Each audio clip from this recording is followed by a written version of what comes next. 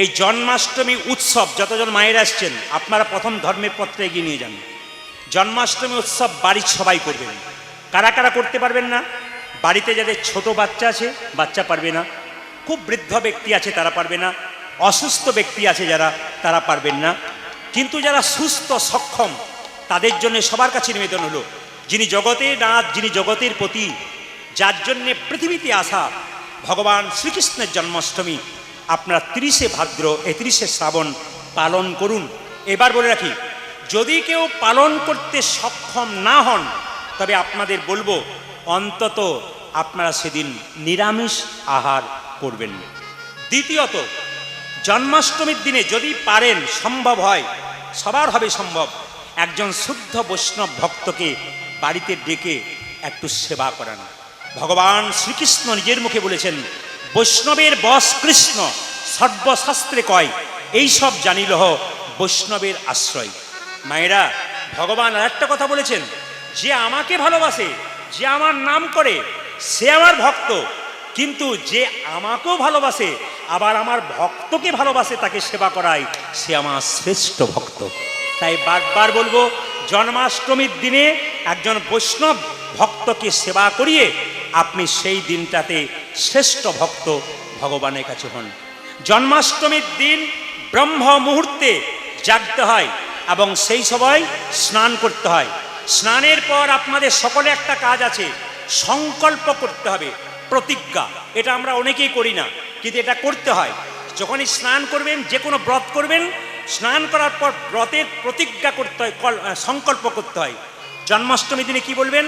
হে প্রভু, তোমার জন্ম আজকে, তোমাকে খুশি করার জন্যে, তোমার কৃপা পাবার জন্যে এই জন্মাষ্টমী ব্রত করলাম। তুমি আশীর্বাদ করো যেন এই ব্রত আমি পরিপূর্ণভাবে তোমায় প্রদান করতে পারি। এটা হচ্ছে সংকল্প। এগুলো আপনারা 2-4 দিন পরে ইউটিউবের মাধ্যমে সব কথাগুলো পেয়ে যাবেন। এখানে শুনলে আপনাদের ভালো হবে, হাজার হাজার মানুষ পেয়ে যাবে। একটু শুনে নিন মায়েরা। এই এইদিকে জন্মাষ্টমীর দিনে আপনারা ভগবানকে সাদা ফুল দেবেন। শুদ্ধ মাটি, যেখানে মলমূত্র থাকে না, সেই শুদ্ধ মাটি এনে তার মধ্যে ধূপ দিতে পারেন। শুদ্ধ মাটির উপরে আপনি কি করতে পারেন? প্রদীপ বসাতে পারেন। তবে আপনাদেরকে বলে রাখি, সেদিন বাড়িতে ঘিয়ের প্রদীপ জ্বালাবেন, ভগবানকে সাদা ফুল দেবেন। শুধু তাই নয়, জন্মাষ্টমীর দিনে যদি কেউ নির্জলা উপবাস করতে পারে তবে সবচাইতে ভালো। যদি কেউ নির্জলা না করতে পারেন, আপনি ফল, মিষ্টান্ন, জল খেয়ে আপনি সেই জন্মাষ্টমী ব্রত পালন করুন। কেন? একাদশী ব্রত যেমন, মহা অষ্টমী ব্রত যেমন, সবচাইতে বড় ব্রত হচ্ছে একাদশী, কিন্তু জন্মাষ্টমীটাও কম নয়, এটাও বড় ব্রত। কেন? পৃথিবীর সব জায়গাতে সেদিন জন্মাষ্টমী ব্রত পালন হবে, কত উৎসব হবে। হ্যাঁ মায়েরা, ভগবানকে সেদিন বলতে পারেন ওম ক্লিং কৃষ্ণায় নমঃ, এই মন্ত্রটা বলতে পারলে ভগবান খুব খুশি হয়।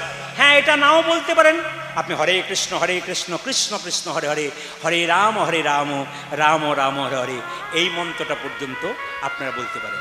জেনে নিন, কৃষ্ণের যেদিন, মায়েরা, কৃষ্ণ যেদিন কংসকে মেরেছিল, সবাই লক্ষ্য করবেন, যে যেখানে বসে আছেন, আপনাদের কি ধারণা? কংসকে আছাড় দিয়ে মেরেছিল না কংসকে কোনো যুদ্ধ করে মেরেছিল? না, ভাগবত বলছে কৃষ্ণকে দেখেই কংস আঁতকে উঠে মরে গিয়েছিল। খুব ভালো করে শুনবেন, কৃষ্ণকে দেখেই কংস আঁতকে, মানে যেটাকে আমরা সাধারণ কথায় হার্ট অ্যাটাক বলি, আঁতকে উঠে মরে গেছিল। একটা কাজ কৃষ্ণ করেছিল, সেটা কি? কৃষ্ণ কংসের চুলের মুঠিটা ধরেছিল, কিন্তু আঁতকে উঠে কংস মারা গিয়েছিল। এই জন্য বারবার বলবো, কৃষ্ণ জন্মাষ্টমীর দিনে আপনারা ভগবানকে কি কি দেবেন? মায়েরা, সবচাইতে ভগবানের প্রিয় জিনিস তালের বড়া, রাবড়ি, আর কি নাড়ু, আর কি মায়েরা? কলাভোগ। গোপালের কলাভোগ কাকে বলে? আপনারা কলা এবং ভিজে চাল গুঁড়ি করে একসঙ্গে কলাভোগ তৈরি করতে পারেন। এবার শুনুন, ভগবানকে মাখন মিছরি দিতে পারেন। আর ভগবানকে সেদিন স্নান করাবেন। কিসে স্নান করাবেন? দই দুধ, চিনি, জল, এই দিয়ে আপনি ভগবানকে স্নান করান এবং ভগবানের চরণামৃত পান করান। আপনারা কি ভাবছেন চরণামৃত মানে ভগবানের চরণ জল? না না, ভগবানের স্নান জলকে চরণামৃত বলা হয়। কি বলতে হয় ওই মন্ত্রটা? যখন আপনি জল পান করবেন কি বলবেন? অকাল মৃত্যু হরণম সর্বব্যাধি বিনাশনম। মন্ত্র আছে কিন্তু, তার মানে কি, যত চরণামৃত পান করবেন ওটা যে ভগবানের সাক্ষাৎ প্রসাদ, ওই প্রসাদ সকলের গ্রহণ করা দরকার।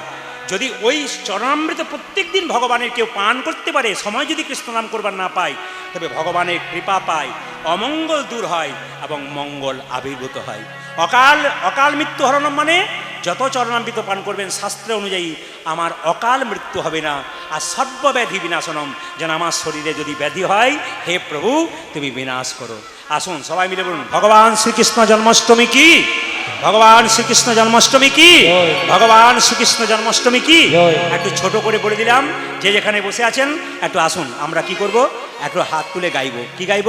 ভজ গৌরাঙ্গ লহ গৌরাঙ্গ জপ গৌরাঙ্গের নাম রে।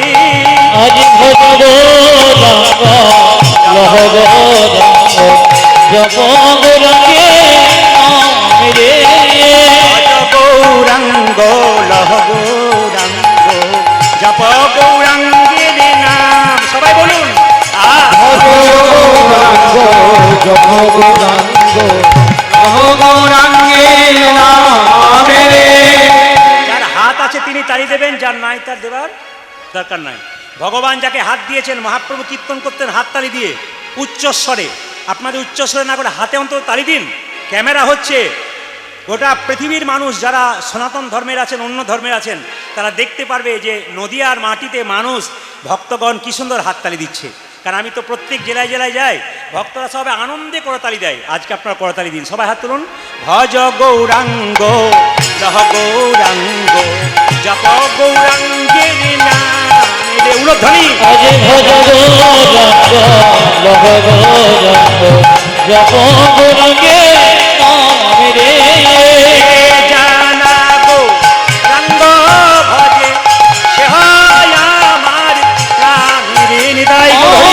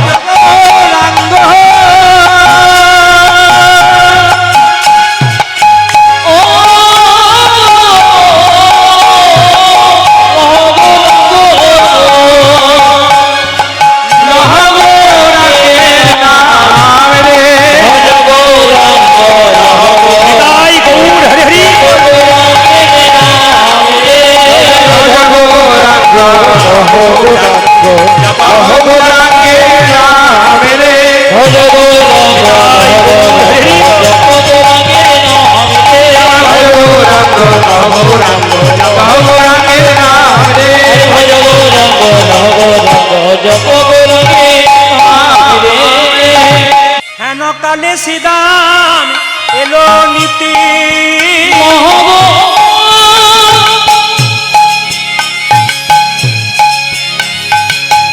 আমায় সদারে দাম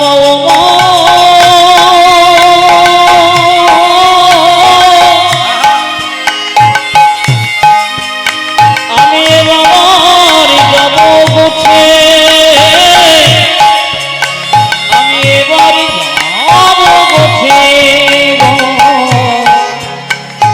যাব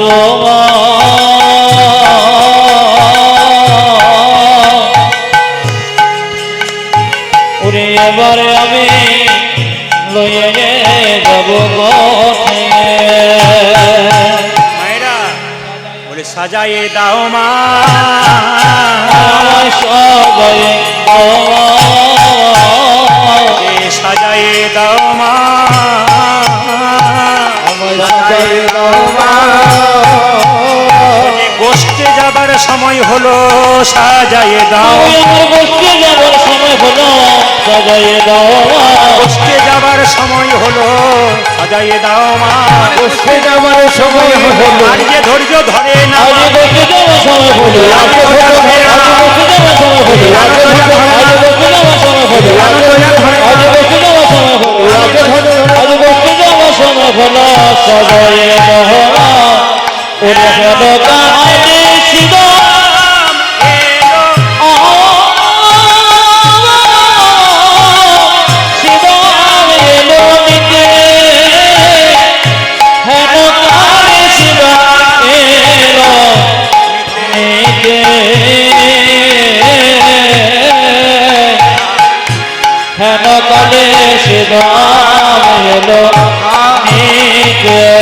আচ্ছা মায়েরা কিছু মনে করবেন না, আপনার ছেলেকে সকালবেলায় যদি আপনি আদর করেন, যত্ন করেন, আপনি যদি চিবুকে বারবার হাত দেন, চুম্বন দেন, ছেলে মায়ের গলা জড়িয়ে ধরে কত হাসি করে।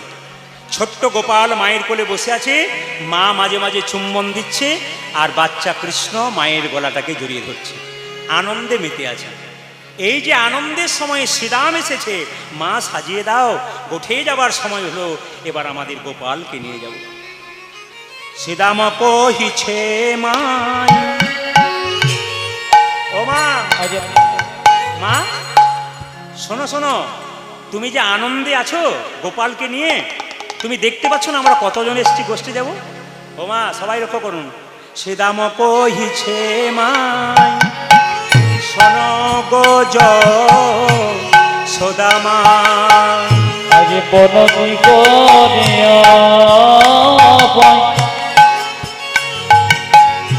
শ্রীরাম কহিছে মা, পনতি করিয়া পাই, আজ শ্রীরাম কহিছে মাই, ও পনতি করিয়া পাই শ্রীরাম কহিছে মা, কানরে লইয়া যাব গোঠে, আমি কেন যাব গোঠে,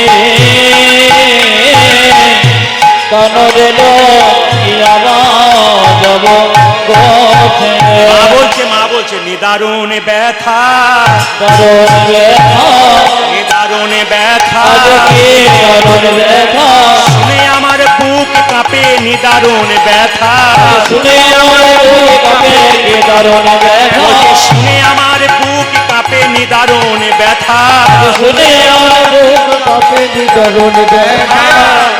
শ্রীরামকে দেখে বলছে, শ্রীরাম তুই আমার গোপালকে গোষ্ঠী নিয়ে আসতে, বাবা জায়গা গ্রহণ করুন। শ্রীরামকে বলছি তুই আমার গোপালকে গোষ্ঠী নিয়ে যাবি? বলে হ্যাঁ আমি তোমারকে গোপালকে গোষ্ঠী নিয়ে যাব। বলছে হ্যাঁ রে বাবা, আজকের দিনে কিন্তু আমার গোপালকে কোনো মতেই গোষ্ঠে যেতে দেবো না, আমার নীলমণিকে তুই ঘরে রেখে যা, কারণ কেন জানিস, আজ নিশি অবসানে। আচ্ছা মায়েরা কিছু মনে করে না, যদি ভোরবেলায় কেউ স্বপ্ন দেখে যে আমার ছেলের কোনো গন্ডগোল হয়েছে বা কোনো একটা ছেলের সম্বন্ধে স্বপ্ন দেখে, মায়ের কত কষ্ট হয়। আর ভোরের সময় কি সত্যি হয়, প্রাচীন লোকেরা বলে সত্যি হয় না। আসলে আপনার ছেলের নিয়ে বা কোনো ব্যাপার নিয়ে যদি আপনি সারাদিন ভাবেন, রাত্রিবেলায় শোবার সময় সেই স্বপ্নটাই দেখুন। এখন মা বলছে না না শ্রীরাম শোন, এক কাজ কর, আমার গোপালকে তুই নিয়ে যেতে পারবি না, কারণ আমি স্বপ্ন দেখেছি আমার গোপালকে বনে সাপে ধরেছে, কালিয়নাগ সাপে ধরেছে, আস্তে আস্তে লেজ ধরে বারবার বেষ্টন করছে। শ্রীরাম বলছে মা শোনো, এ স্বপ্ন তুমি ভুল দেখেছো। আপনারা সবাই জানেন একদিন ভগবান শ্রীকৃষ্ণ গোষ্ঠে গিয়ে কালিয়নাগকে দমন করেছিল। কোন দিন দমন করেছিল আমি কিছুক্ষণ আগে বলেছি, কোন দিন বলুন তো? সেদিন ছিল ঝুলন পূর্ণিমার দিন। কেঁদে কেঁদে বলছে মোয়া ভাগিনী প্রাণ সদা করে আনচান, আজ মোয়া ভাগিনী প্রাণ সদা করে আনচান, যে মোয় ভাগিনী প্রাণ সদা করে আনে চান। ও যে মোয় ভাগিনী প্রাণ সদা করে আনে চান। আজীবনে হবে বড় মন্দ মাগো আজ মনে আছে বড় মন্দ, আজ মনে আছে রে বড় মন্দ। আমি স্বপনে দেখেছি, স্বপনে দেখেছি, স্বপনে দেখেছি, আমি স্বপন দেখেছি, নিশি অবসান কালে স্বপনে দেখেছি, নিশি অবসান কালে স্বপনে দেখেছি, নিশি অবসান কালে স্বপনে দেখে চমকে উঠলাম, নিশি অবসানে গলে স্বপন দেখে চমকে উঠলাম, নিশি অবসানে গলে স্বপন দেখে চমকে উঠলাম, নিশি অবসানে গলে স্বপন দেখে চমকে নিশি অবসানে গলে স্বপন দেখে চমকে আজ স্বপনে দেখেছি। ও গো আজ মনে আছে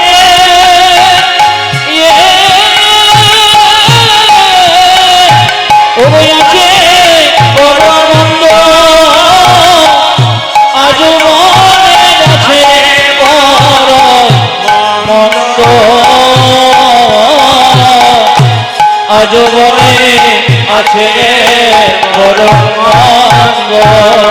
আচ্ছা বাবা, গতকাল যে কথাটা বললাম যে গতকাল ঝুলন পূর্ণিমা ছিল, সেদিন কৃষ্ণ কালিয়নাগকে দমন করেছিল। এ ঘটনা কিন্তু আগেই ঘটে গেছে। এটা মা যশোদা দেখেছে, পিতা আনন্দ দেখেছে, সখারা দেখেছে, ব্রজের সবাই দেখেছে, কিন্তু মা মনে মনে ওইটাই ভেতরে ঢুকিয়ে রেখেছে, তাই চিন্তা করছিল। কিছু মনে করবেন না, মায়ের বাচ্চা ছেলেদের দুধের ব্যবস্থা আছে, কমিটি থেকে বলল।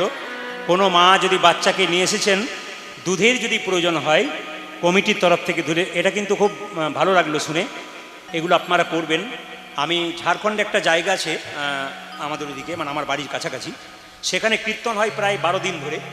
তো সকাল থেকে সন্ধে পর্যন্ত 12 দিন সেবা, এবং এমনকি আপনার কেউ যদি একটু পান খেতে চায়, পানেরও ব্যবস্থা আছে, শরবত, চা, হ্যাঁ, বাচ্চাদের দুধের ব্যবস্থা, হ্যাঁ, সমস্ত কিছু। মানে কীর্তন শুনুন, সমস্ত ব্যবহার মানে সেবা করুন, আর আসরে বসে থাকুন। এই 15-20 হাজার মানুষ সবসময় একই রকম ওইখানে বসে 12 দিন ধরে।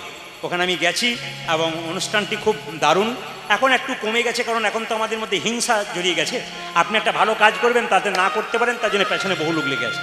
হিন্দুদের সবচেয়ে লজ্জার ব্যাপার এইটাই, আপনি হরিনাম শুনবেন, হরিনাম করাবেন, আপনার পেছনে কি করে। এমন এমন গ্রামে কীর্তন করতে গেছি, ওই পাড়াতে এক পার্টির লোক করাচ্ছে, তো এই পাড়াতে এক পার্টির লোক করাচ্ছে। আর কোন জায়গায় যাব, একই সময় করাচ্ছে। আমার যদি বা 6টা থেকে 9টা, আরেকজনকে ওই পাড়াতে 6টা থেকে 9টা, বলে একসঙ্গে চালু করবো, দেখ কী হয়। এবং শর্ত থাকে, তোরা ওখানে যাবি না, এরা এখানে যাবে না, নইলে কিন্তু জরিমানা হয়ে যাবে বলে এলাম। এই যদি বিবাদ থাকে, তাহলে হরিনাম কোনদিন হয়? আমি বারবার বলবো, বিবাদ করবেন না, আপনার সুবাদ করবেন, এটা বারবার বলবো। সাধুগুরু বৈষ্ণবকে সম্মান দেবেন, আপনার কিন্তু কাজ আছে। মায়েরা, ভগবান শ্রীকৃষ্ণ কালিয়নাগকে দমন করেছিল কোন দিন বলুন তো? একদিন গোষ্ঠে যখন কৃষ্ণ খেলা করছিল সখাদের সঙ্গে, হঠাৎ বলে উঠলো সখারা কি আমাদের জল পান করার ইচ্ছা হয়েছে। ভগবান চালাকি করে বললেন, চলে যা ওই কালীদহের দিকে। যেই না কালীদহের দিকে জলপান করার জন্য গেছে সকলে মিলে, আর কালীনাগের বিশেষ জ্বালায় সবাই ছটফট করতে করতে অচৈতন্য হয়ে গেছে। ভগবান ছুটে গেলেন, অচৈতন্য শরীরে চৈতন্যময় হস্ত বুলিয়ে দিলেন, আর সবাই আবার চৈতন্য ফিরে পেল। আচ্ছা মায়েরা, এখানে কালিয়নাগকে আপনারা মনে মনে ভাবেন তিনি শত্রু, কিন্তু না, তিনি মিত্র। কেন? কুরুক্ষেত্রের যুদ্ধে কৃষ্ণ সবাইকে সব কিছু দিয়েছিল, কিন্তু কালিয়নাগ কেঁদে কেঁদে বলেছিল আমাকে উদ্ধার করো। ভগবান বলেছিল, কালিয়নাগ তোকে উদ্ধার করবো না। কালিয়নাগ মনে মনে ভাবলো, তুমি তো আমাকে উদ্ধার করবে না, তবে তোমাকে এইখানে আমি চরণ পাবো, তার ব্যবস্থা করব। কালিয়নাগ কি করলো? কালীদহের জলের মধ্যে বিষ ঢালতে শুরু করলো, আর পশু পাখি মৃত্যুর আগে ভগবানকে ডেকে ডেকে বলল, প্রভু নদীর জল খাই, গাছের ফল খাই, প্রেমানন্দে তোমার গুণগান গাই, এত আমাদের কষ্ট। ভক্তবৎসল ভগবান আর থাকতে পারলেন না, ভক্তের আহ্বানে ছুটে এলেন। আর যেই না ছুটে এলেন, আসার সঙ্গে সঙ্গে ভগবান কি করলেন বাবা? সবাই লক্ষ্য করুন, সবাইকে উদ্ধার করলেন এবং কালিয়নাগকে দমন করলেন। সঙ্গে সঙ্গে শ্রীরাম বলছে, মা শোনো, এক কাজ করো, তোমার ছেলে এমন তেমন ছেলে নয়, কিবা মন্ত্র জানে কানাই, কিবা মন্ত্র জানে, মাগো কিবা মন্ত্র জানে কানাই, কিবা মন্ত্র জানে। শ্রীরাম মাকে আশ্বাস দিচ্ছে তোমার গোপালের জন্য তুমি চিন্তা করো না। কিবা মন্ত্র জানে কানাই, কিবা মন্ত্র জানে, মাগো কিবা মন্ত্র জানে কানাই, কিবা মন্ত্র জানে। মন্ত্র বলে ভাই কানাইকে বিষ ধরে মানে মাগো। আজ মন্ত্র বলে ভাই কানাইকে বিষধর মানে, মন্ত্র বলে ভাই কানাইকে বিষ ধরে মানে মা। মন্ত্র বলে বলে ভাই কানাইকে বিষধর মানে। বলরাম দাস কহে যশোমতী মাই, আমারি বদন দাসে যে কয় যশোমতী মায়। এতক্ষণ ধরে যে গানগুলো গাইলাম, পদগুলো গাইলাম, কার লেখা? বলরাম দাসের। বলরাম দাস কহে যশোমতী মাই, আমারি বদন দাসে কয় যশোমতী মায়। গোপের ছেড়ে গোচারণে কোনো দোষ নাই মা। আজ গোপের ছেলে গোচরণে কোনো দোষ নয়। গোপের ছেলে গোচারণে কোনো দোষ নাই মা। গোপের ছেলে গোচরণে কোনো দোষ নয়। কোনো দোষ নাই মা। আজ কোনো দোষ নয় বাবা। কোনো দোষ নাই মা। বলে কোনো দোষ নাই মাগো। গোপের ছেলে গোচারণে কোনো দোষ নাই মা। আমার গোপের ছেলে গোচরণে কোনো দোষ নয় বাবা। গোপের ছেলে গোচরণে কোনো দোষ নয়। গোপের ছেলে গোচারণে কোনো দোষ নয়।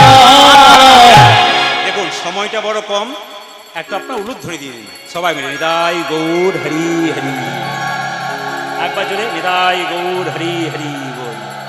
গোপের ছেলে গোচারণে কোনো দোষে না। গোপের ছেলে গোচরণে কোনো দোষ নয়। ভাইরা, গোপকুলের উৎপত্তি গোচারণ বৃত্তি। এইদিকে এদিকে, গোপকুলের উৎপত্তি গোচারণ বৃত্তি মানে গোয়ালাদের জন্ম। মা যশোদা বলছে গোয়ালারা কেন জন্মগ্রহণ করেছে? গোপকুলের উৎপত্তি কেন? গোচারণ বৃত্তি, গরু চড়ানো আমাদের কাজ। যশোমতী বলছে তো, বলছে মা তুমিই তো বলেছো যে গোচারণ করলে নাকি আয়ু বাড়ে, তা আমরা গোচারণ করতে যাবো, তার জন্য তোমার চিন্তা কিসে আছে? সবার কাছে নিবেদন রইল, একটু মন দিয়ে শুনবেন যে যেখানে বসে আছেন। আমাদের এই শরীরের মধ্যে গোচারণ করতে হবে। তত্ত্ব বলছে মানব জমি শস্য ক্ষেত্র সর্বদা পবিত্র, যে যাহার কর্মদোষে অপবিত্র হয়। যতন করে করো চাষ, ফসল ফলবে 12 মাস, এ দেহ তো অপবিত্র নয়। শুনবেন ভালো করে, আমি কি বললাম? বলছে মানব জমি শস্য ক্ষেত্র সর্বদা পবিত্র, যে যাহার কর্মদোষে অপবিত্র হয়। যতন করে করো চাষ, ফসল ফলবে 12 মাস, এ দেহ তো অপবিত্র নয়। আমাদের এই মানব জমিতে 6টা হেলে আছে। হেলে মানে কি? গরু। 6টা যদি গরু থাকে তাহলে 3টে লাঙ্গল দরকার আছে। আধ্যাত্মিক তত্ত্বে কি বলছে দেখুন, 6টি যদি হেলে হলো, 6টি যদি হেলে হলো, 3টে লাঙ্গল চাই, 3টে লাঙ্গল চাই। ছয়টি যদি খেলে হলো, 3টে নাঙ্গল চাই, 3টে নাঙ্গল চাই। এইদিকে গানের মাধ্যমে উত্তর, গানের মাধ্যমে। 6টি যদি হেলে হলো, 3টে লাঙ্গল চাই, 3টে লাঙ্গল চাই। 6টি যদি খেলে হলো, 3টে নাঙ্গল চাই, 3টে নাঙ্গল চাই। 6টি যদি হেলে হলো, 3টে লাঙ্গল চাই, 3টে লাঙ্গল চাই। আমার 6টি যদি খেলে হলো, 3টে নাঙ্গল চাই, তিনটে লাঙ্গল চাই। লাঙ্গলেরও জোগাড়ে আছে, চিন্তা কিছু নাই। লাঙ্গলেরও জোগাড় আছে, চিন্তা কিছু নাই। লাঙ্গলেরও জোগাড় আছে, চিন্তা কিছু নাই। লাঙ্গলেরও জোগাড় আছে, চিন্তা কিছু নাই। ছয়টি যদি হেলে হলো তিনটে লাঙ্গল চাই, তিনটে লাঙ্গল চাই।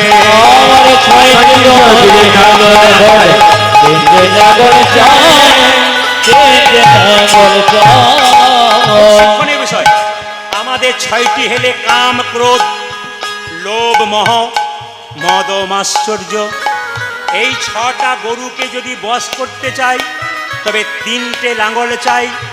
সাধু সঙ্গ, গুরু বাক্য আর শাস্ত্র বাক্য, 6টি যদি হেলে হলো তিনটে লাঙ্গল চাই, তিনটে লাঙ্গল চাই। ওই ছয়টি যদি হেলে হলো তিনটে লাঙ্গল চাই, তিনটে লাঙ্গল চাই।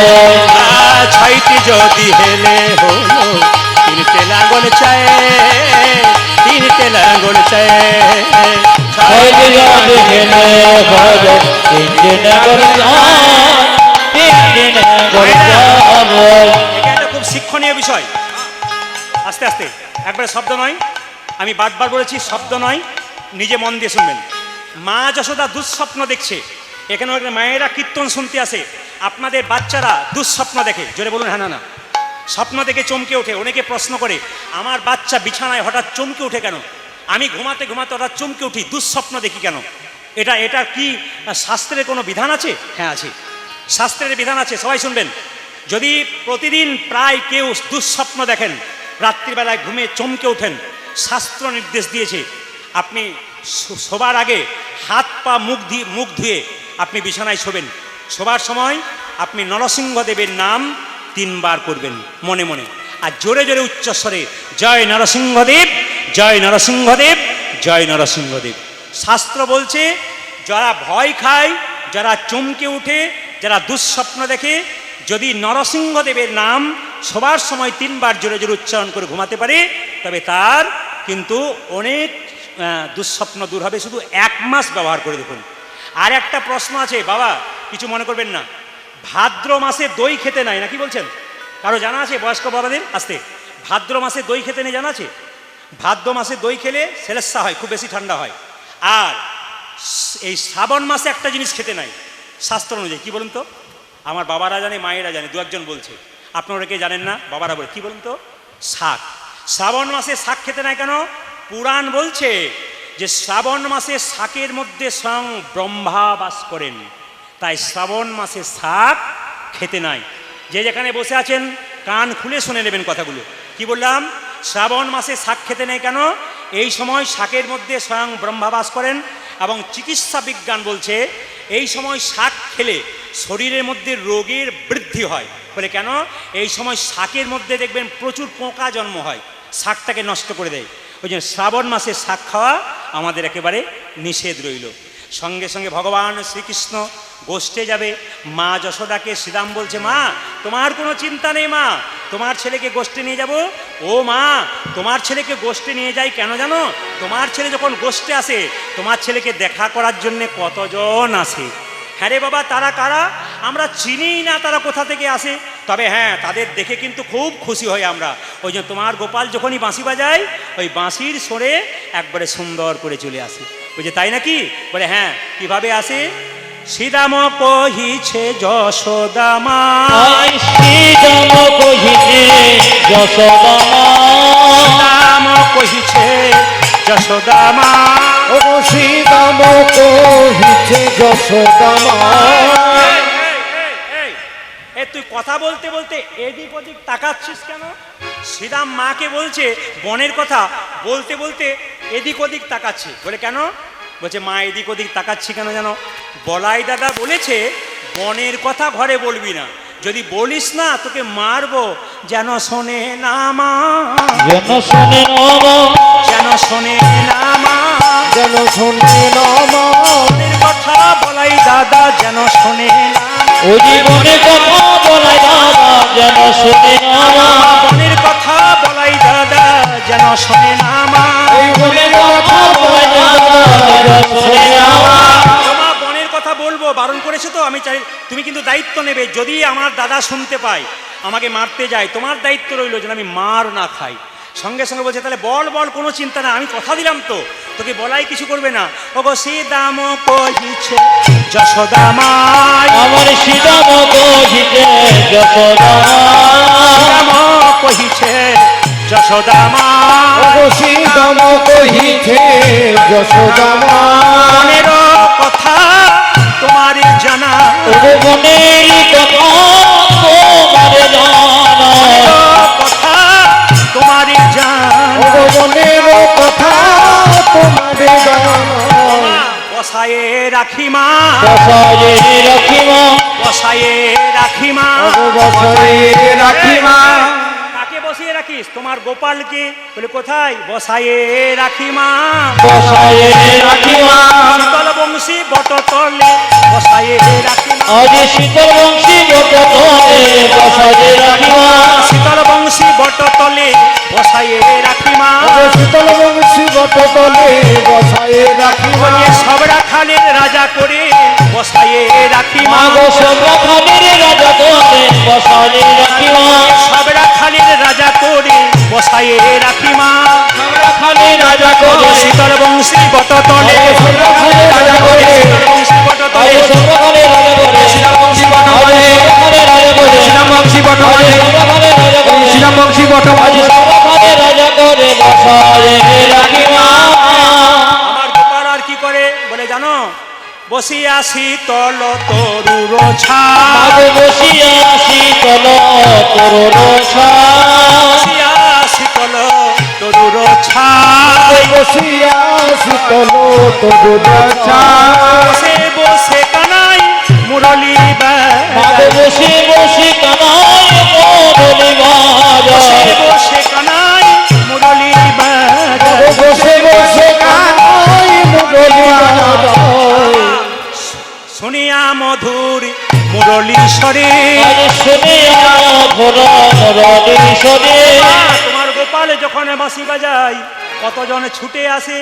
ওগো শুনিয়া মধুর মুরলি স্বরে, শুনিয়া মধুর মুরলি সরে শুনিয়া মধুর মুরলি স্বরে, শুনিয়া মধুর মুরলি স্বরে। কতজন আসে মিনতি করে, কত জনায় আসি মিনতি করে কতজন আসে মিনতি করে। কতজন আছি মিনতি করে। তোমার গোপালকে কি করে জানো? প্রদক্ষিণ করে মা। মাগো প্রদক্ষিণ করে মা সারা কারারে বললাম তো জানি না, মর্তের কোনো মানুষ নয়, কোথা থেকে আসে বুঝতে পারি না। তোমার গোপালকে সে কি করে জানো? প্রদক্ষিণ করে মা, প্রদক্ষিণ করে মা প্রদক্ষিণ করে মা। প্রদক্ষিণ করে মা তোমার গোপালের চারিপাশে প্রদক্ষিণ করে রে, তোমার গোপালের চারিপাশে প্রদক্ষিণ করে মা তোমার গোপালের চারিপাশে প্রদক্ষিণ করে মা। তোমার গোপালের চারিপাশে প্রদক্ষিণ করে মা। ও মা আবার কি করে জানো? আবার তোমার গোপালের চরণ দুটো ধৌত করে, চোখের জলে ধৌত করে মা, ধৌত করে মা ধৌত করে মা। ধৌত করে মা। ও যে তোমার গোপালের চরণ যুগল ধৌত করে মা, আজ তোমার গোপালের চরণ জুড়ে নয়ন জলে ভেসে ভেসে, তোমার গোপালের চরণ জুড়ে নয়ন জলে ভেসে ভেসে, তোমার গোপালের চরণ জুড়ে নয়ন জলে ভেসে ভেসে, আজ তোমার গোপালের চরণ জুড়ে নয়ন জলে ভেসে ভেসে। তোমার গোপালের চরণ জুড়ে ধৌত করে মা মায়েরা আবার কি বলে জানেন? ক্ষমা করো হে, মাগো ক্ষমা করো হে ক্ষমা করো হে, ক্ষমা করো হে। তুমি পিতা আমি পুত্র ক্ষমা করো হে। তুমি পিতা আমি পুত্র ক্ষমা করো হে দেখুন শ্রীরাম তো সরল, শ্রীরাম বলতে যাচ্ছে মা তোমার গোপালের বিয়েই হলো না, আর বলে কিনা তোমার গোপালকে বাবা বলছে, তুমি পিতা আমি পুত্র। শ্রীরাম তো জানে না গোপাল হলো জগতের নাথ, জগতের পিতা। তাকে যদি কেউ ধরে রাখতে পারে তার আবার চিন্তার কি আছে বাবা। একটু বলি আপনাদের, মন দিয়ে শুনবেন যে যেখানে বসে আছেন। আচ্ছা বাবা, কুরুক্ষেত্রের যুদ্ধের কথা আপনার সবাই শুনেছেন, হরে কৃষ্ণ। যদি শুনতে চান, সময় বড় কম, গোষ্ঠলীলার প্রচুর পদাবলী আছে। এই পদাবলী গাইতে গেলে আপনাদের ভেতরের কথা একটু কম বলা যায়, একটু বলে যাই। ভগবান শ্রীকৃষ্ণ কুরুক্ষেত্রের যুদ্ধে পঞ্চপাণ্ডবের পক্ষ গ্রহণ করল, কিন্তু 100 ভাইয়ের পক্ষ গ্রহণ করল না কেন? এদিকে ভগবানের নিরপেক্ষ বিচার, ভগবানের কাছে চোরও যা, একজন সাধুও তা। একজন বাবার ছেলে যদি চাষ করে খায়, ও যেমন একজন বাবার কাছে যে শিক্ষকতা করে সেই ছেলেও তেমন। তাহলে কৌরবদের পক্ষ ভগবান গ্রহণ করলেন না, পঞ্চপাণ্ডবদের পক্ষ গ্রহণ করলেন কেন? একটু শুনে নিন ভগবান কেন করলেন। এখন সবাই লক্ষ্য করুন, ওদের কেন ত্যাগ করলেন? আপনার শরীরে হাতের মধ্যে যদি গ্যাংরিন হয়, পচে যায়, হাত যদি ক্যান্সার হয়ে যায়, ডাক্তার যদি বলে হাতটা কেটে বাদ দিতে হবে, জোরে বলুন আপনি বাদ দেবেন কি না? জোরে বলুন বাবা, বাদ দেবেন? হ্যাঁ, বাদ দেবেন। কেন? এই হাতটার জন্য যদি আমার গোটা শরীরটা চলে যায়, তাহলে আমার হাতটা কেটে ফেলে দেওয়াই ভালো।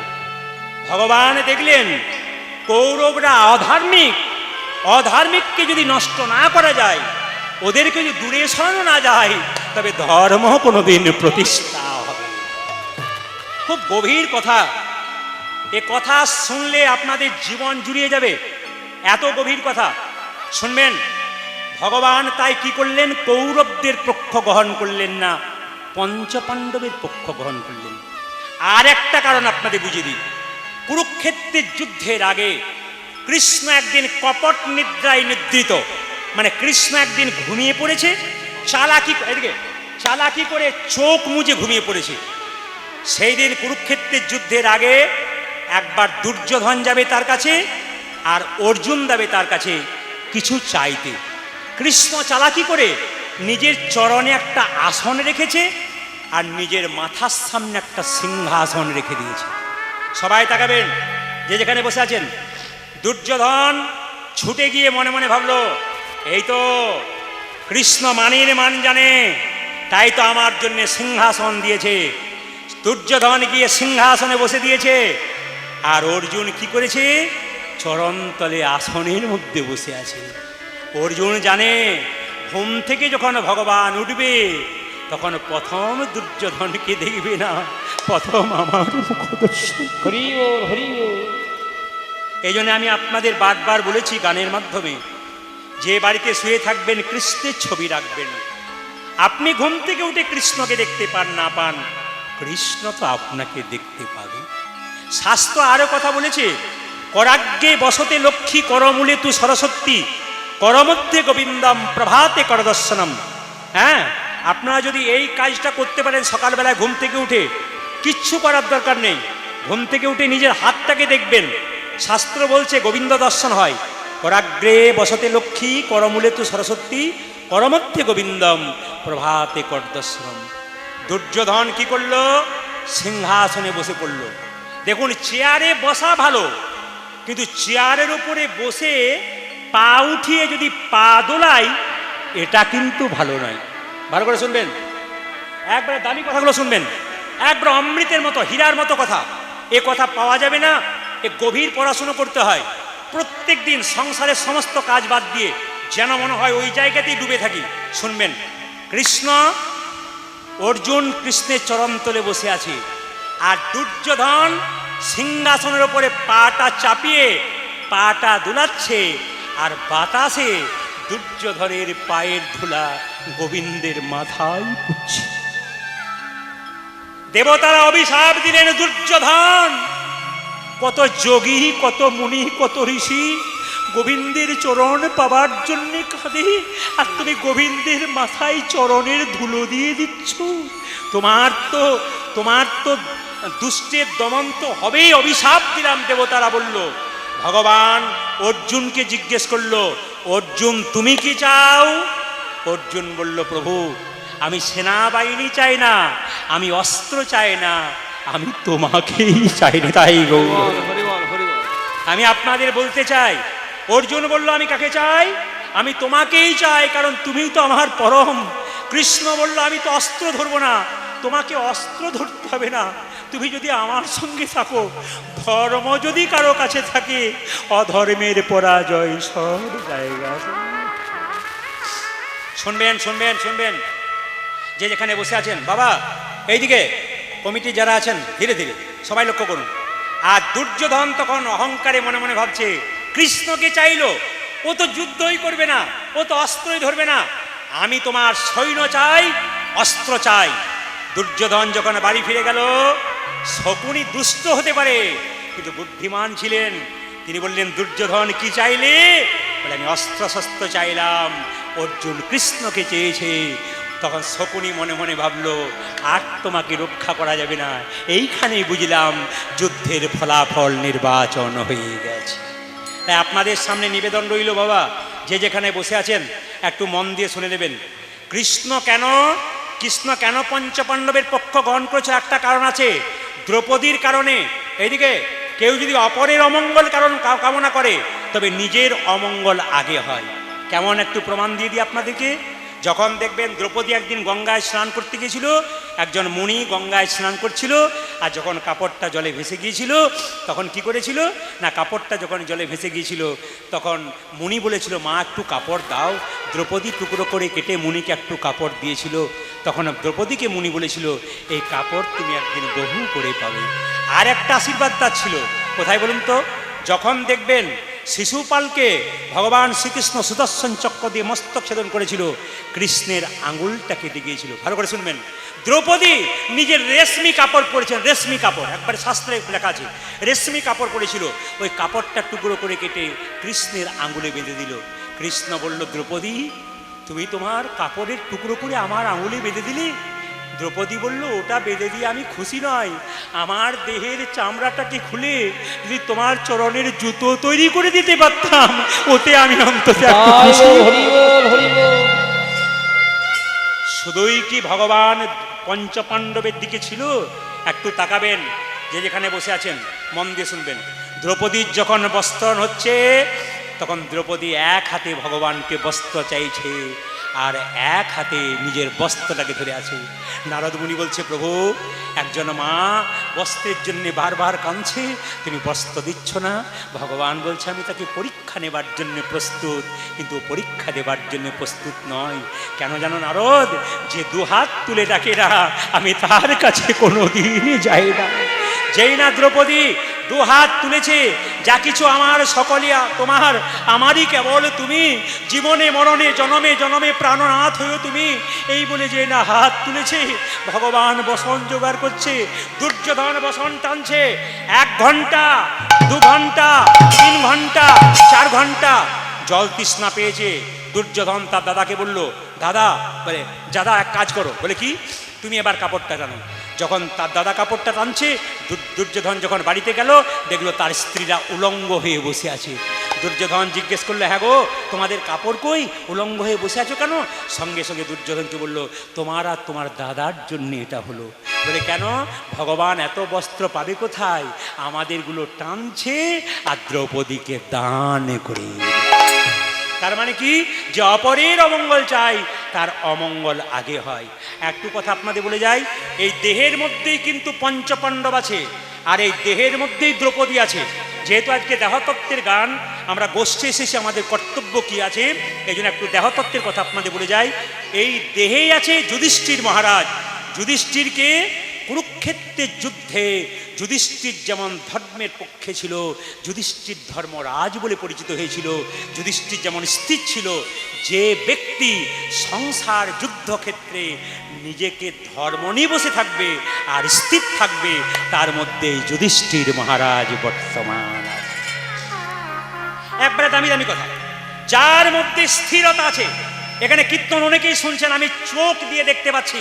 এমন এমন ব্যক্তি আছে, অনেক দূরে বসে আছে, কিন্তু একবারে ভক্তি ভরে কীর্তন শুনছে। এমন এমন আছে, চারিদিকে তাকাচ্ছে, কিন্তু প্রচুর মানুষ, প্রচুর ভক্তগণ, ভক্তিমতী মায়েরা, তারা মন দিয়ে শুনছেন। তাহলে যুধিষ্ঠির কি? যার মধ্যে ধর্ম জ্ঞান থাকবে, তিনি হচ্ছেন যুধিষ্ঠির। সবাই লক্ষ্য করুন। তাহলে ভীম কি? ভীম হচ্ছে সংকল্প, প্রতিজ্ঞা। কেন? দুর্যোধন যখন দ্রৌপদীর চুলের মুঠি ধরে রাজসভায় এনেছিল, সেদিন ভীম সংকল্প করেছিল যে যতক্ষণ না দুর্যোধনকে ধরে এনে দ্রৌপদীর সামনে তার বুকের রক্ত পান করতে পারবো, ততক্ষণ পর্যন্ত আমি জল পান করব না, আমি ওকে ধরে নিয়ে আসবো। ভীম হচ্ছে কি? প্রতিজ্ঞা। আপনাদের জীবনে আপনাদের প্রতিজ্ঞা করতে হবে, আমি কাল থেকে কৃষ্ণ ভক্ত হয়ে যাব, আর আমি অভক্ত হব না। আমি একটু সঙ্গ করব, একটু নিরামিষ খাবো, একটু ভগবানের ভজন করব, একটু ভক্ত হয়ে যাব, একটু সাধু সঙ্গ করব, এই সংকল্প করবেন। কেন? বলা তো যায় না কখন কার খেলা শেষ হয়ে যায়। কীর্তন শুনতে এসছেন, কে কখন চলে যাবে কেউ জানে না। ট্রেন আসবার সময় সিগন্যাল দেয়, আমরা জানতে পারি ট্রেন আসে। মৃত্যু আসবার সময় কোনো সিগন্যাল দেয় না, যে কোনো মানুষের জীবনে যে কোনো সময় আসতে পারে। তাহলে ভীম হলো সংকল্প, ভীম হলো প্রতিজ্ঞা ভেতরের মধ্যে। আর তৃতীয় কি বলুন তো? তৃতীয় অর্জুন। কোনটা কর্তব্য আর কোনটা কর্তব্য নয়, কি করা উচিত সংসারে আর কি করা উচিত নয়, এই জ্ঞান যার মধ্যে থাকে তিনি হচ্ছেন কি? তার নাম হচ্ছে অর্জুন। অর্জুনের এক নাম কি ছিল? গুরাকুশ। কেন? ভূমকে জয় করেছিল বলে। অর্জুনের এক নাম কি ছিল? সব্যসাচী। দুহাত একসঙ্গে চলতো, তাকে সব্যসাচী বলা হয়। আর অর্জুনের একটা নাম ছিল ধনঞ্জয়। রাজসূয় যজ্ঞে তিনি কি করেছিলেন না, রাজসূয় যুদ্ধ যখন হয়েছিল, রাজাদের সঙ্গে রাজাদের যুদ্ধ হয়েছিল, প্রচুর ধন ঐশ্বর্য তিনি এনেছিলেন, ওই জন্য তাকে বলা হয় ধনবান। হ্যাঁ, এই জন্য আপনাদের কাছে নিবেদন রইল, ধনঞ্জয় বলা হয়। এই জন্য আমাদের অর্জুনকে মায়েরা ডাকার মতো ডাকতে পারলে ভগবান তার দাস হয়ে যায়। কেন? দেখুন, কুরুক্ষেত্রের যুদ্ধে রথের উপরে কে চেপেছিল? জোরে বলুন। অর্জুন। রথ চালিয়েছিল কে? জোরে বলুন। কৃষ্ণ। আচ্ছা বলুন তো, আমি যে গাড়িতে এসেছি সেই গাড়িটা যদি ধুলোবালি লেগে যায়, আমি মুছে দেবো না আমার ড্রাইভার মুছবে? জোরে বলুন। জোরে বলুন, কে মুছবে? ড্রাইভার। আমি যে সিটটাতে বসে থাকি, ওই সিটের মধ্যে ভালো করে পরিষ্কার পরিচ্ছন্ন করবে আমি চাপবার আগে কে? আমার ড্রাইভার। আচ্ছা বলুন তো, কুরুক্ষেত্রের যুদ্ধে অর্জুন বসে আছে, কৃষ্ণ ড্রাইভার হয়ে আছে।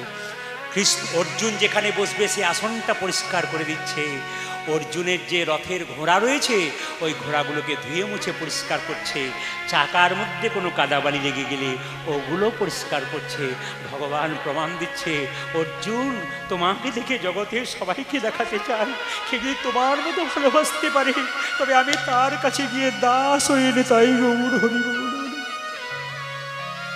দাস হয়ে যাবে যদি ভগবানকে ডাকার মতো ডাকে। অনেকে আমাকে জিজ্ঞেস করে মন্ত্র বলবো, ভুল হয়ে গেলে কি হবে? গুরু মন্ত্র বলবো, ভুল হয়ে গিয়ে কি হবে? আরে ভুল হোক, সাইকেলে চাপতে সিটে চাপবে কখন? হাফ পেটেলে চাপতে চাপতে তো সিটে চাপা হয়। বাবা, দস্যু রত্নাকর মরা মরা বলতে বলতে একদিন তো রাম বলতে বলেছিল। আপনি ভুল বলতে বলতে একদিন ঠিক বলতে পারবেন। গীতা পড়বেন, ভগবানের নাম করবেন, ভুল হোক সাধুগুরু বৈষ্ণবের সামনে গিয়ে ভুলটাকে কাটিয়ে নেবেন, কিন্তু ভগবানকে ভাবের সঙ্গে ভক্তি করবেন। ইনি হচ্ছেন কে? অর্জুন। আর দেখুন নকুলকে, যার কোনো কুল নাই, এ কুলো নাই ও কুলো নাই, তার নাম নকুল। এরপরে কেউ বাড়িতে নকুল নাম রাখবেন? যার কোনো কুল নাই তার নাম নকুল, মানে এ কুলো নাই ও কুলো নাই। এখানে তত্ত্ব কিন্তু ভেতর আর বলছে, নদীর এপার কহে ছাড়িয়া বিশ্বাস, ও পারেতে সর্বসুখ। নদীর একার কহে ছাড়িয়া নিঃশ্বাস, ও পারেতে সর্বসুখ আমার বিশ্বাস। এ ভাবছে ওইদিকে সুখ, ও বলছে ওইদিকে সুখ। আপনি কি ভাবছেন? প্রদীপবাবু সুখী, প্রদীপবাবু কি ভাবছে? এরা সুখী। কিন্তু তা নয়, কোনো কুলেই সুখ নাই। যার জীবনে সুখ এসেছে জানবেন তার দরজাতে দুঃখ বেল বাজাচ্ছে আপনার কাছে আসবে বলে। আর যার জীবনে দুঃখ এসেছে তার দরজাতে সুখ বেল বাজাচ্ছে এবার আসবে বলে। এই জন্য বাবা, সংসারটার নাম সুখালয় নয়, সংসারটার নাম দুঃখালয়। সুখ কি? দুঃখের মাঝে বিজ্ঞাপনের বিরতি, এরই নাম সুখ। দুঃখের মাঝে বিজ্ঞাপনের বিরতি, এর নাম হচ্ছে সুখ। আর সহদেব কে বলুন তো?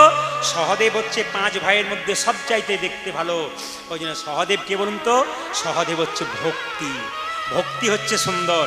মায়েরা, ভক্তি যার কৃষ্ণ তার, সর্বশাস্ত্রে কয় ভক্তি না থাকিলে কৃষ্ণ দেখিলেই বা নেতাই গৌর হরি বল বলে কি হয়। সবাই মিলে আপনার একটু হাত তুলে আমার সঙ্গে গাইবেন। কৃষ্ণ কেশব কেশব হাত তুলে কৃষ্ণ কেশব কেশব সুধা মাখা এই নাম হরি নাম মধু মাখা এই নাম নাম নাম হরে কৃষ্ণ কেশব কৃষ্ণ মধু সুধম গরে হরে নাম মধুমগ কৃষ্ণ কেশব কৃষ্ণ কেশব সুধা মাখা এই নাম হরি নাম মধু মাখা এই নাম নাম কৃষ্ণ কেশব কৃষ্ণ কেশব সুধা মাখা হে নাম হরি নাম মধুমাখা হে নাম এই নাম জপ হলো আপনা এই নাম জপ হলো আপনা এই নাম জপ হলো আপনারে এই নাম জপ হলো আপনারে এই নাম জপ হলো আপনারে কৃষ্ণ জীবন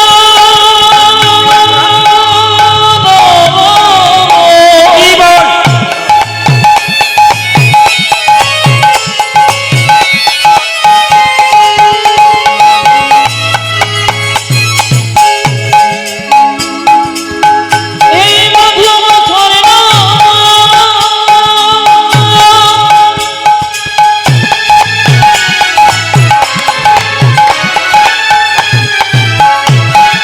এই নামে জল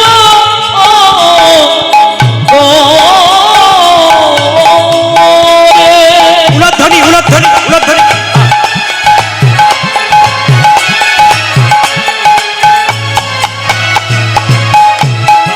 এই মধুমথ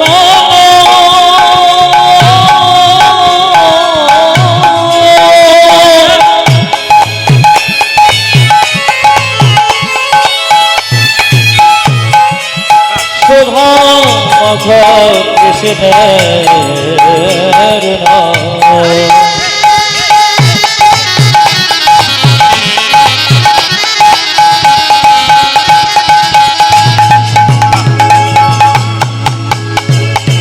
হে মধুমাখর আরে! জীব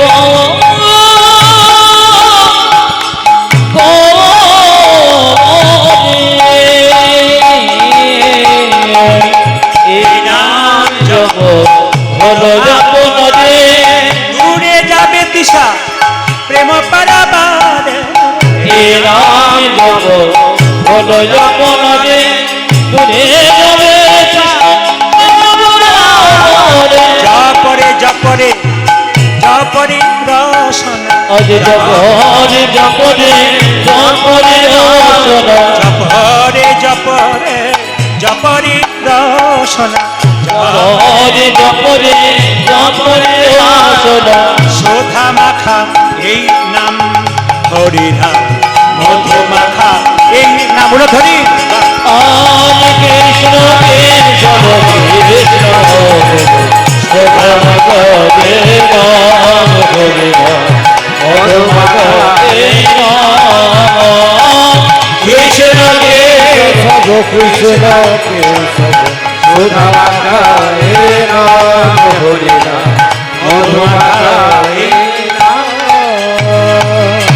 ভালো কথা মাস্টারমশাই বলে গেলেন আমাকে উনি বললেন যে টাকার মালা গলায় রাখতে নেই হ্যাঁ রাখা উচিত নয় বাচ্চা ছেলেটা দিয়েছে বলেই রাখা উচিত নয় অহংকার জন্মায় দ্বিতীয়ত ভগবানেরকে যখন আপনারা টাকা দান করবেন ভগবানের মন্দিরে ভগবানের হাতে টাকা দেবেন না টাকাটা কোথা থেকে আসছে কি না কোনভাবে আসছে ভগবানের চরণে টাকা দিতে হবে এর একজন গুরুজন আমাকে বলেছিলেন একজন ব্রাহ্মণ পুজো করছেন তাকে বললেন বাবা টাকাটা ভগবানের হাতে কোনো দেবীর হাতে দেবে না কিন্তু দেবীর চরণ তলে দেবে কেন টাকাটা কোথা থেকে আসছে কিনা স্পর্শ করবে না নিচে রাখবে নিবেদন করবে মাত্র নিবেদন করার নিয়ম আছে তো দেখুন মায়েরা ব্রহ্মা এসেছে দণ্ডবত করছে মানে বলছে কে এসেছে জানো মা ব্রহ্মা বলে কেন দণ্ডবত করছে কিভাবে দণ্ডবোধ করছে সবাই তাকান, লম্বা হয়ে দণ্ডবোধ করে বলছে, বলছে দণ্ডবোধ করে মা, দণ্ডবোধ করে মা, দণ্ডবোধ করে মা, বলি দণ্ডবোধ করে মা, আমার গোপালের চরণ তলে দণ্ডবোধ করে মা, মাগো তোমার গোপালের চরণ তলে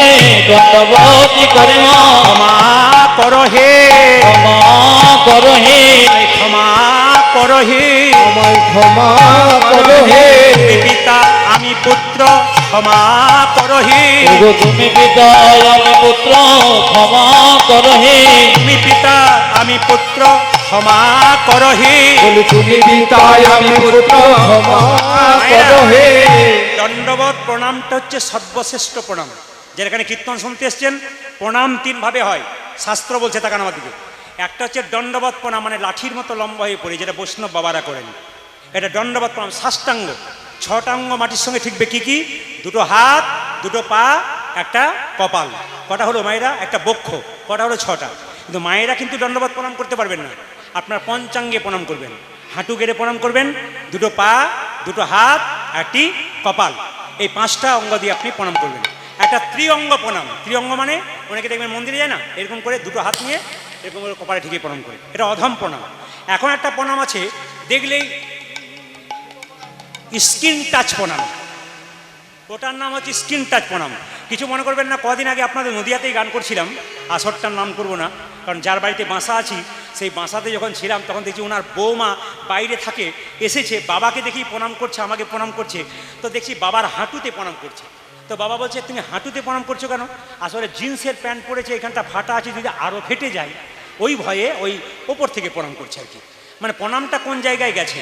তবে আপনাদের বলে যায় মায়েরা, দেবদেবীকে প্রণাম করবেন ডান দিকে রেখে, ভগবানকে প্রণাম করবেন বাঁ দিকে রেখে, আর সাধুগুরু বৈষ্ণবকে প্রণাম করবেন কোন দিকে? সোজা রেখে। কি বললাম মায়েরা? সামনাসামনি প্রণাম করবেন।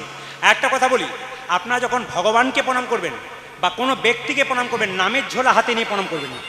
অনেকে নামের ঝোলা হাতে নিয়ে দেখবেন কেউ কাউকে প্রণাম করে দেয়। কোনো ব্যক্তিকে প্রণাম করতে গেলে নামের ঝোলা, জপমালা হাতে নিয়ে কিন্তু কোনোদিন প্রণাম করবেন না।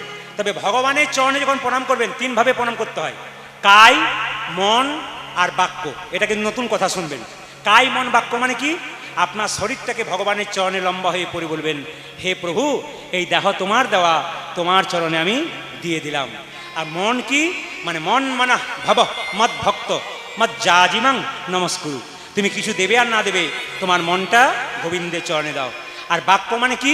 বাক্য মানে হচ্ছে যখন ভগবানকে প্রণাম করবেন, হে কৃষ্ণ করুণা সিন্ধু দীনবন্ধু জগৎপতে গোপেশ গোপিকা কান্ত রাধাকান্ত নমস্তুতে। বলছে মা আর কি দেখলাম জানো? হংসের পরে চড়ি চতুর্মুখে মন্ত্র, আজ হংসের পরে চড়ে চতুর্মুখে মন্ত্র বলে, হংসের পরে চড়ি চতুর্মুখে মন্ত্র পড়ি, হংসের পদে চড়ি চতুর্মুখে মন্ত্র পড়ি। মায়েরা স্তব করে তোমার গোপালের চারিপাশে, তব করে কানারের পাশে, স্তব করে গোপালের চারিপাশে, তবে করে গোপাল চারিপাশে। মা আরেকজন আছে, ক্ষিপ্ত প্রায় একজন বিষপৃষ্ঠে আরোহণ, আজ ক্ষিপ্ত প্রায় একজন বিষপৃষ্ঠ আরোহণ, ক্ষিপ্ত প্রায় একজন বিষপৃষ্ঠে আরোহণ, ক্ষিপ্ত প্রায় একজন বিশ্বপৃষ্ঠে আরোহণ।